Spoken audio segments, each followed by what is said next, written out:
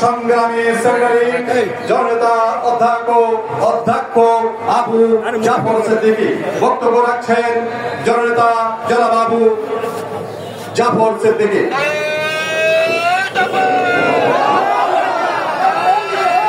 আলহামদুলিল্লাহ কাফা ওয়া সালামুন আলা ইবাদিল্লাহিল ইসতাফা। বাংলাদেশ জামাত ইসলামী যশোর জেলা শাখা কর্তৃক আয়োজিত আজকের ঐতিহাসিক বিক্ষোভ সমাবেশের সম্মানিত সভাপতি, আজকের মঞ্চে উপবিষ্ট এই সমাবেশের সংগ্রামী প্রধান অতিথি, বাংলাদেশ জামাত ইসলামী যশোর জেলা সংগ্রামী আমির অধ্যাপক গোলাম রসুল, সংগ্রামী ভাইয়েরা আমার, আমরা গভীর বিস্ময়ের সঙ্গে লক্ষ্য করছি হাসিনা সরকার দেশ ছাড়িয়ে পালানোর পরেও আজকে বাংলাদেশ থেকে এখনো বৈষম্যের অবসান হয় নাই। আমরা দায়িত্বহীন খণ্ডে বলতে চাই যে আইনের মাধ্যমে অন্যান্য রাজনৈতিক নেতৃবৃন্দ অতি অল্প সময়ের ভিতরে মুক্তি পেয়েছে, সেই আইন দিয়ে আমাদের প্রিয় নেতাকে অবিলম্বে নিঃশর্ত মুক্তি দিতে হবে। সাথে সাথে আমরা দাবি করতে চাই এই বাতিল শেখ হাসিনাকে দেশে এনে অবিলম্বে বিচারের সম্মুখীন করতে হবে। সংগ্রামী ভারত, আজকের এই সমাবেশ সফল করার জন্য জেলার বিভিন্ন প্রান্ত থেকে আপনারা এসেছেন। আমরা সমাবেশের পক্ষ থেকে, জেলার পক্ষ থেকে আপনাদেরকে অভিনন্দনের মাধ্যমে আমার বক্তব্য শেষ করছি। আসসালামু আলাইকুম ওয়া রাহমাতুল্লাহ। সংগ্রামী সাথী বন্ধুগণ, বাংলাদেশ জামাত ইসলামীর জনপ্রিয় সংগ্রামী সহকারী সেক্রেটারি জনতা জনাব এটিএম মাঝারুল ইসলামের মুক্তির দাবিতে যশোর জেলায় আয়োজিত আজকের এই বিক্ষোভ সমাবেশের সভাপতিত্ব করছেন বাংলাদেশ জামাত ইসলামী যশোর জেলার সংগ্রামী নায়েবে আমির মাওলানা হাবিবুর রহমান।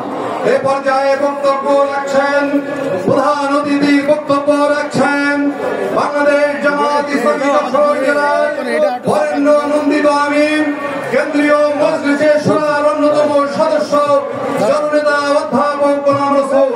বক্তব্য রাখছেন অধ্যাপক গোলাম রসুল।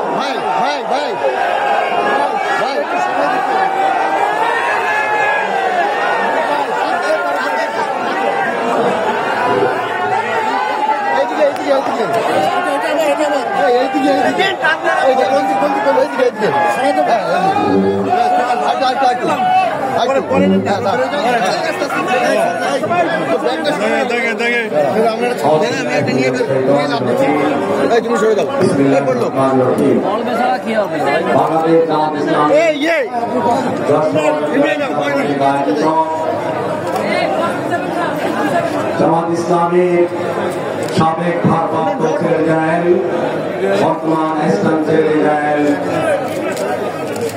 কারাগারে দীর্ঘ 14 বছর নির্যাতন নিষ্পেষণের মাধ্যমে কারাগারের ফাঁসি ছেলে তিনি 14 বছর অন্তরীণ আছেন। ফ্যাসিবাদী শক্তি মিথ্যা মামলায় যাকে ফাঁসি দিয়ে কারাগারে রেখেছিল সে আমাদের প্রিয় নেতা এটিএম মাঝারুল ইসলাম ভাইয়ের মুক্তির দাবিতে আজকের এই বিশাল সমাবেশের সম্মানিত সভাপতি, বাংলাদেশ জামাত ইসলামীর যশোর জেলা শাখার বিভিন্ন পর্যায়ের নেতৃবৃন্দ, সাংবাদিক বন্ধুগণ, আইন শৃঙ্খলায় নিয়োজিত সম্মানিত ভাইয়েরা, সংগ্রামী জনতা, সবাইকে বাংলাদেশ জামাত ইসলামী যশোর জেলা শাখার পক্ষ থেকে আন্তরিক সালাম, আসসালামু আলাইকুম ওয়া রাহমাতুল্লাহ। সংগ্রামী ভাইরা, আমরা কেন আজকে এই ফ্যাসিবাদের পতনের পরে আমাদের প্রিয় নেতার মুক্তির দাবিতে রাজপথে এসেছে, আজকে অন্তর্বর্তীকালীন সরকারের কাছে সে প্রশ্ন রাখতে চাই। আমাদের হারাবার কিছু নেই। 15 বছরের নির্যাতন নিষ্পেষণে আমাদের প্রিয় নেতৃবৃন্দকে আমরা হারিয়েছি। ফ্যাসিবাদ সাবেক জামাতের আমির প্রখ্যাত আলেমদ্বীন মাওলানা মতিউর রহমান নিজামী, আলী হাসান মোহাম্মদ মুজাহিদ, কামরুজ্জামান আব্দুল কাদের মোল্লা, মীর কাশেম আলীকে মিথ্যা মামলা দিয়ে ফাঁসির কাস্টে ঝুলিয়ে হত্যা করেছে। আমাদের 4 জন নেতাকে কারাগারের ভিতরে রেখে হত্যা করা হয়েছে। শত শত কর্মীদেরকে ক্রসফায়ার দিয়ে আয়না করে রেখে হত্যা করা হয়েছে।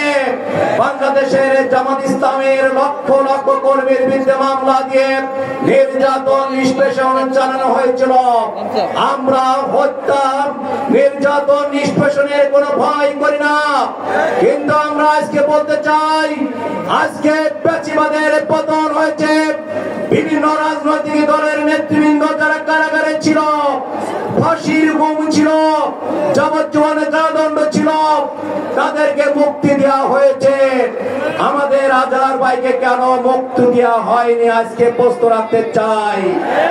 আজকে অন্তর্বর্তীকালীন সরকারের মধ্যে আমরা জানি না আদানির সেই শক্তি লুকিয়ে থেকে আজকে আমাদের আজহার ভাইকে মুক্তি দিচ্ছে না। আমরা তাদেরকে বলতে চাই, 24-এর গণবিপ্লবে ফ্যাসিবাদের যে পতন হয়েছে, এদেশের তরুণরা